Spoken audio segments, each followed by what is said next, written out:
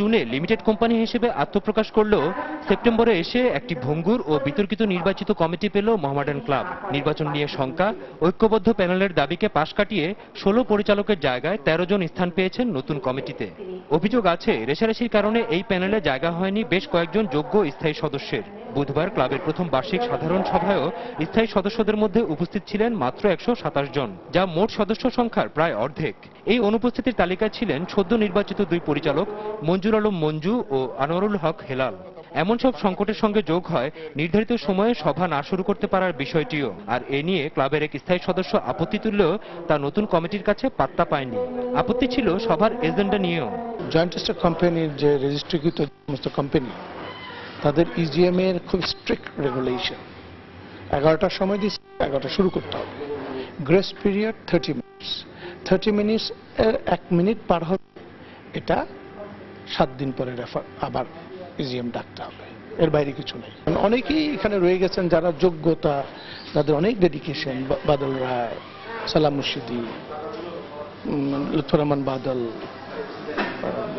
তারপরে ইভেন আনোয়ারুল খেলানো শুনলাম যে নাও থাকতে পারে।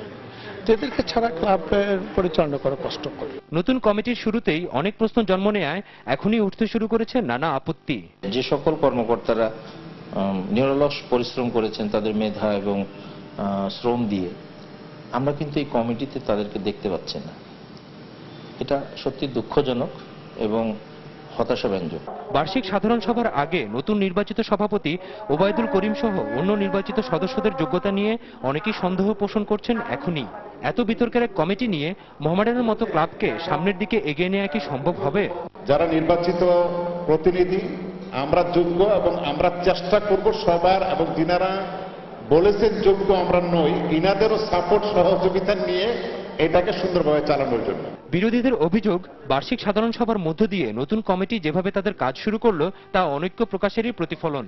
কিন্তু মোহামেডানের যারা সমর্থক, তারা চান তাদের প্রাণের ক্লাবটি এগিয়ে যাক সব বাধা অতিক্রম করে। কিন্তু শুরুতেই বিভেদের দেয়াল তুলে দেয়া নতুন কমিটির পক্ষে সেটা সম্ভব হবে কিনা তা বড় প্রশ্ন। Shakir Ruben, NTV news, Dhaka. খবর শেষ করছে যে আবার আগে কল্পনার অবসান ঘটিয়ে ঘোষণা করা হয়েছে মোহামেডান স্পোর্টিং ক্লাব লিমিটেডের নতুন কমিটি। বুধবার রাজধানীর একটি হোটেলে ঐতিহ্যবাহী এই ক্লাবের বার্ষিক সাধারণ সভায় এই কমিটি ঘোষণা করা হয়। ক্লাবের আরও বেশি সাফল্যের জন্য সবার সহযোগিতা চেয়েছেন নতুন কমিটি। ঢাকার জনপ্রিয় ক্লাবটির বহুল প্রত্যাশিত নির্বাচন ও নতুন কমিটি নিয়ে রিপোর্ট করেছেন ইমাম হাসান সৌরভ। ঢাকার ক্রীড়াঙ্গনে ঐতিহ্যবাহী ও জনপ্রিয় club Mohammedan sporting club limited কোম্পানিতে রূপান্তরিত হয়েছে চলতি বছরের শুরুর দিকে। একাধিকবার তফসিল ঘোষণার পরও আইনি জটিলতায় বাধাগ্রস্ত হয়েছিল নির্বাচনী প্রক্রিয়া। সব বাধা ডিঙিয়ে বুধবার ঘোষণা করা হয় ক্লাবটির নতুন কমিটি। সভাপতি পদে একাই মনোনয়নপত্র জমা দিয়ে বিনা প্রতিদ্বন্দ্বিতা নির্বাচিত হয়েছেন ওবায়দুল করিম। অন্যদিকে 16টি পরিচালক পদের জন্য 20 জন মনোনয়নপত্র জমা দেন। তবে 7 জন মনোনয়নপত্র প্রত্যাহার করায় পরিচালক নির্বাচিত হন 13 জন। ভবিষ্যতে জনপ্রিয় এই ক্লাবের সুনাম বাড়াতে আত্মবিশ্বাসী নতুন সভাপতি। এই প্রাণপ্রিয় ক্লাবকে নাম্বার 1 প্রতিষ্ঠান হিসেবে, নাম্বার 1 ক্লাব হিসাবে দেখতে পারি, রূপান্তরিত করতে পারি, সেই ব্যাপারে আমরা কাজ করে যাব। দর্শক নন্দিত এই ক্লাবকে দেশ বিদেশে আরো বেশি সাফল্য উপহার দিতে বেশ প্রত্যয়ী নবনির্বাচিত পরিচালকরা। বিগত দিনে মোহামেডান ক্লাব যেভাবে কার্যক্রম পরিচালনা হয়েছে তার চেয়ে অবশ্যই আমরা একটা চ্যালেঞ্জিং নিয়ে এসেছি।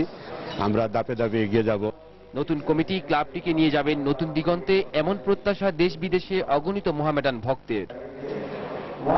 ইমাম হাসান সৌরভ, দিগন্ত টেলিভিশন, ঢাকা।